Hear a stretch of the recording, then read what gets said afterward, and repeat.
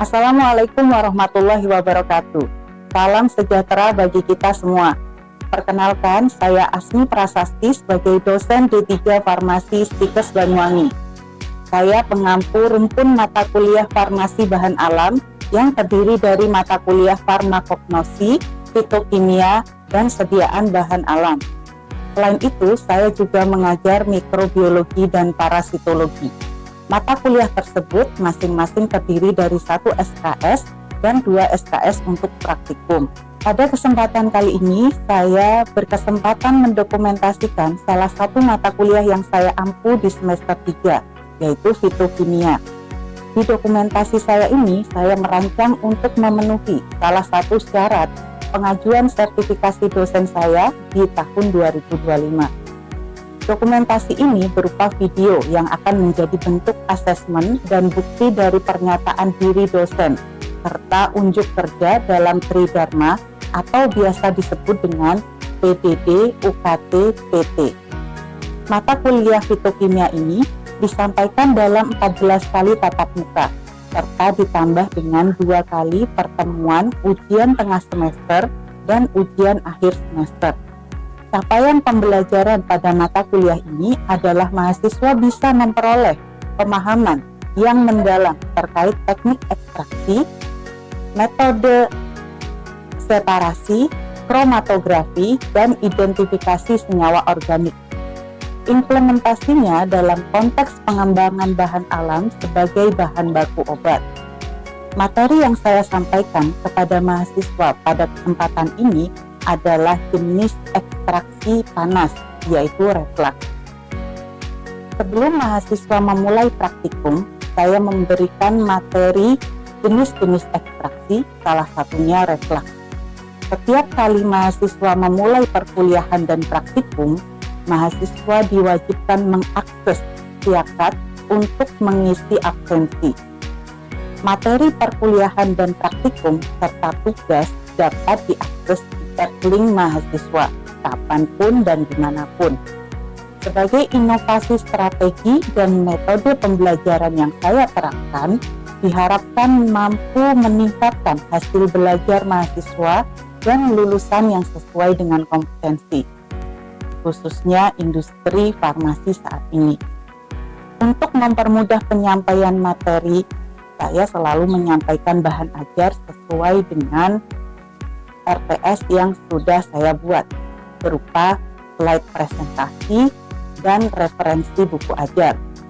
Kemudian dalam kegiatan praktikum, saya menyiapkan workbook atau modul serta buku kerja praktikum yang dapat mereka akses secara hard copy berupa handout sesuai dengan ketentuan yang ada di Stikes Banyuwangi.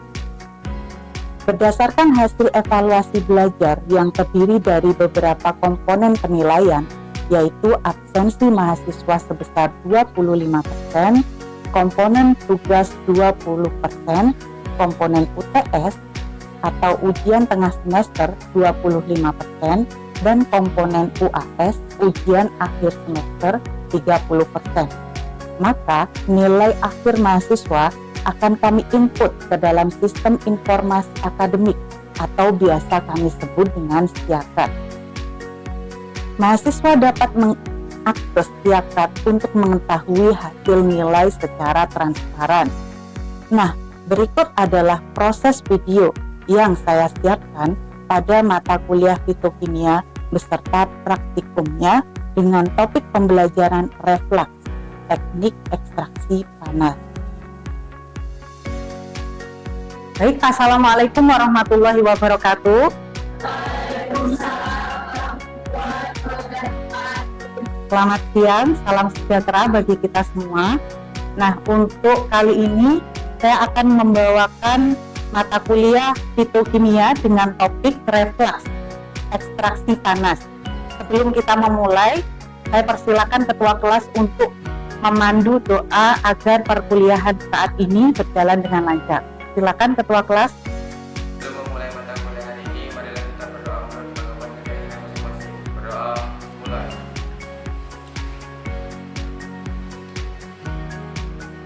Berdoa selesai. silakan mengeluarkan ponselnya masing-masing untuk mengisi absen di siakan. Saya berikan waktu 1 menit.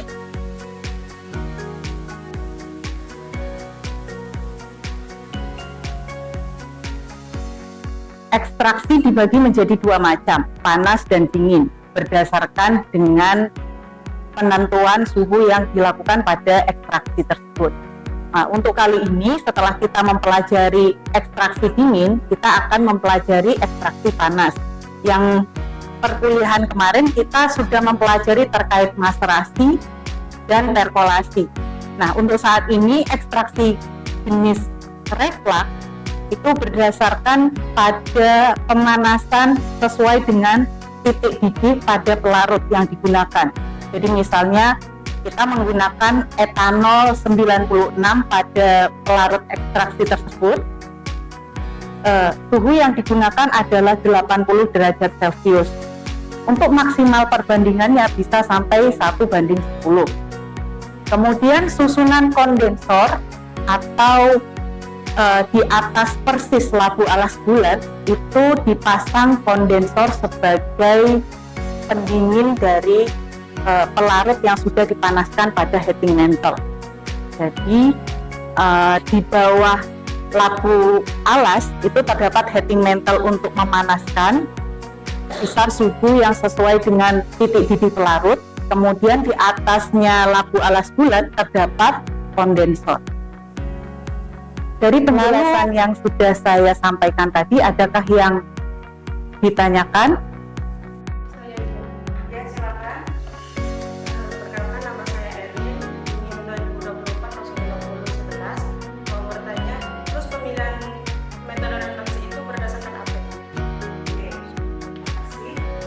Ya, pertanyaan yang bagus. Jadi, mengapa sih kita kok memilih metode reflux, tidak metode yang lain?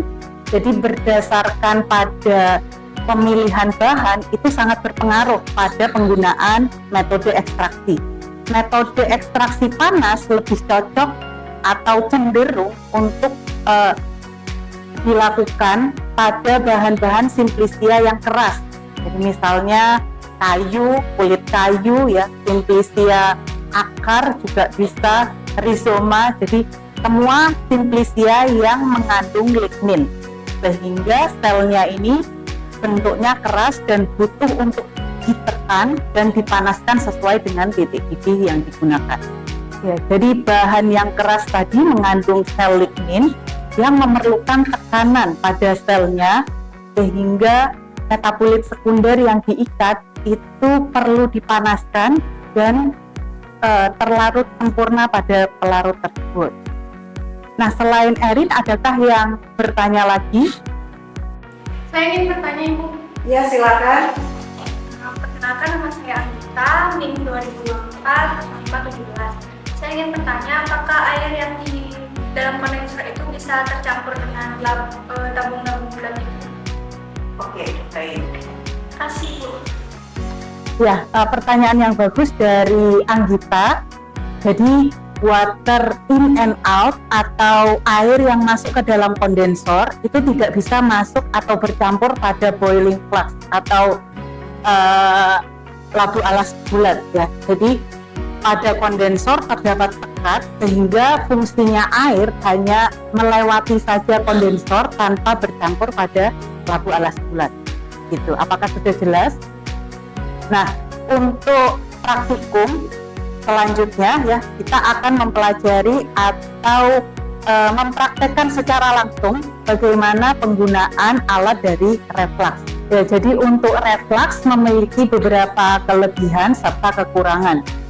Kelebihan yang pertama, pelarut yang digunakan pada reflux relatif sedikit karena pemanasan yang berulang serta turunnya pelarut ketika dipanaskan, sehingga turun yang disebabkan oleh kondensor. Terus kemudian waktunya dia relatif cepat, ya, tidak perlu panjang seperti ekstraksi dingin. Biasanya dilakukan 2 sampai maksimal 6 jam. Dapat juga 8 jam sesuai dengan kapasitas reflux. Jika labu alas bulatnya ini cenderung kecil atau komposisi volumenya itu hanya berkisar 250 sampai 500 ml, maka cukup hanya 2 jam saja. Sesuai dengan bahan yang dipanaskan, jadi reflux ini mengikuti bahan yang digunakan seperti kayu manis atau akar wangi yang dia cenderung keras.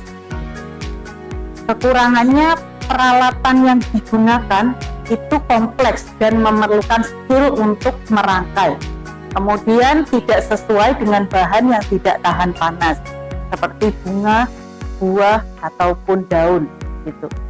Dan untuk mengambil metabolit sekunder jenis flavonoid itu kurang sesuai ya.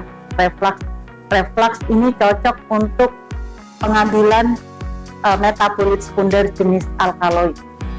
Ya baik, untuk perkuliahan kali ini saya akhiri. Kita akan lanjutkan dengan praktikum. Apakah semua membawa jas lab? Modul praktikum. Jadi nanti sebelum memasuki laboratorium, kalian diwajibkan untuk memakai jas lab ya, dan tas akan ditaruh di masing-masing tempat. Kita akan merangkai alat reflux. Saya tunggu di lab bahan alam.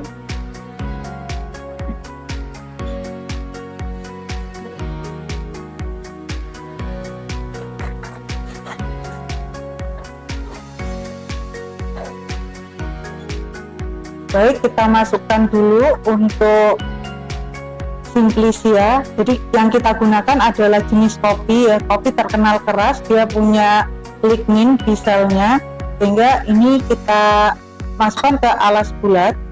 Untuk jumlahnya tadi sudah ditimbang sebanyak 20 gram. Kemudian dilanjutkan dengan pelarut etanol 96 sebanyak 200 mililiter.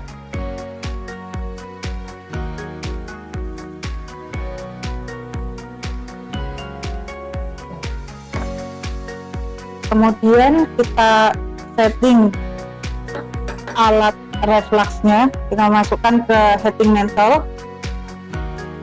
Jadi di atas labu alas bulat terdapat kondensor. Nah, ini adalah kondensor yang dia fungsinya untuk mendinginkan pelarut.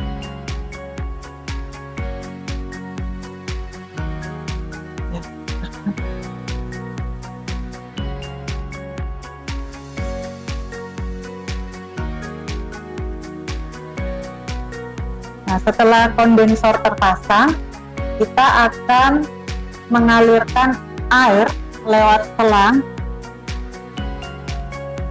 Jadi air masuk pada selang bawah, kemudian air akan keluar di selang atas. Kita nyalakan keran airnya, kemudian kita jalankan heating mantle-nya sesuai dengan titik-titik pelarut. Karena kita menggunakan pelarut etanol 96, maka kita setting menjadi 80 derajat Celcius. Ya, baik, sampai sini adakah yang ditanyakan? Ada, Ibu. Ya, silakan. Waktunya. Nah, untuk proses reflux ini tidak selama yang dilakukan maserasi ya. Jadi kalau maserasi minimal 6 jam, kalau reflux cukup 2 jam. Jadi tergantung pada bahan yang digunakan. Paling lama reflux bisa 6 jam juga bisa, namun rata-rata rentang 2-4 jam, tergantung dari kapasitas labu alas bulat serta volume pelarut yang digunakan. Apakah sudah jelas? Ya.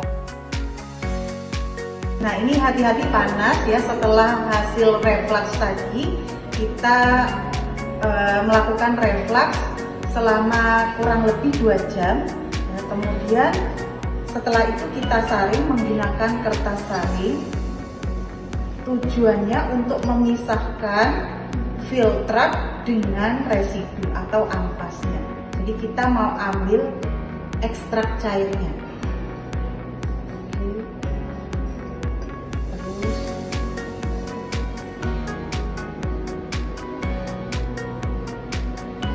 Ada yang tahu warna biru disebabkan oleh apa? Golongan metabolit sekunder apa? Flavonoid, ya, golongan antosianin. Baik, kita akan pisahkan sampai ekstrak cairnya habis. Nah, ini adalah hasil dari ekstraksi panas reflux yang telah kita lakukan sebelumnya. Untuk memanfaatkan ekstrak ini, menguapkan larut, kita menggunakan alat namanya rotary evaporator. Di beberapa bagian dari alat ini terdiri dari water aspirator, yaitu gunanya untuk mengalirkan air aqueous yang akan melalui kondensor dan mendinginkan pelarut. Kemudian di bawah kondensor terdapat labu alas bulat sebagai penampung pelarut yang nanti diuapkan oleh rotary evaporator. Kemudian untuk ekstrak ini kita akan memasukkan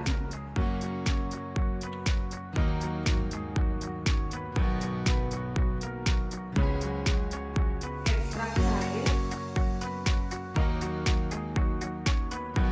kita masukkan ke rotary.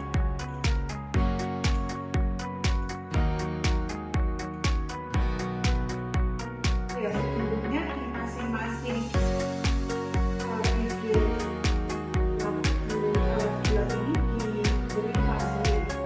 Jadi kita pakai pelarut etanol 96%, sedangkan titik yang digunakan adalah 80 derajat Celcius.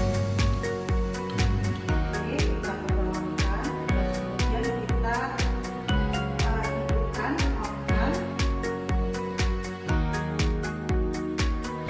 Izin bertanya, ini tadi untuk berat telur sama berat telurnya berapa ya Bu? Nah, pada umumnya perbandingan ekstraksi itu 1:4.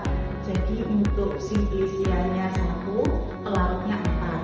Jadi misal pakai 2 gram telang, terus nanti 4-nya itu pelarutnya. Jadi 8 mili, ya itu untuk perbandingannya. Jadi kalau telangnya 250 gram, maka pelarutnya 1 liter. Gitu ya, itu umumnya. Bisa nggak perbandingannya 1:10? Ya, bisa juga. Gitu, tergantung kapasitas dari labu alas bulat yang tadi dipakai. Oke, ini filtran yang kita dapatkan dari hasil reflux tadi dan sudah diuapkan menggunakan rotary evaporator. Lalu untuk memekatkan kembali ekstraknya agar didapatkan ekstrak kental, maka kita masukkan ke dalam oven. Untuk suhu oven kita setting 50 derajat Celcius agar metabolit sekunder yang ada di dalamnya, khususnya antosianin yang menyebabkan warna jadi biru atau keunguan, ini tidak rusak. Karena rusaknya metabolit sekunder antosianin itu di atas 60 derajat Celcius. Ya, kita langsung masukkan ke dalam cawan porselin. Waktunya untuk oven itu tergantung dari banyaknya pelarut. Jadi perkiraan dapat 8 jam sampai 10 jam. Baik, ini hasil ekstrak kental dari reflux tadi ya, bunga telang. Untuk beratnya ini nanti kita akan timbang. Nah, hasil dari berat ini dengan perbandingan simplisia dinamakan berat rendemen. Jadi berat rendemen itu hasil ekstrak kental yang didapatkan selama proses ekstraksi. Sampai sini ada yang ditanyakan? Oke, untuk pertemuan selanjutnya kita akan mempelajari sorpletasi. Terima kasih atas atensi dan kehadirannya. Assalamualaikum warahmatullahi wabarakatuh. Demikian deskripsi singkat dari saya, semoga dapat memberikan gambaran mengenai kegiatan pendidikan dan pengajaran yang telah saya lakukan sebagai dosen di program studi D3 Farmasi Stikes Banyuwangi.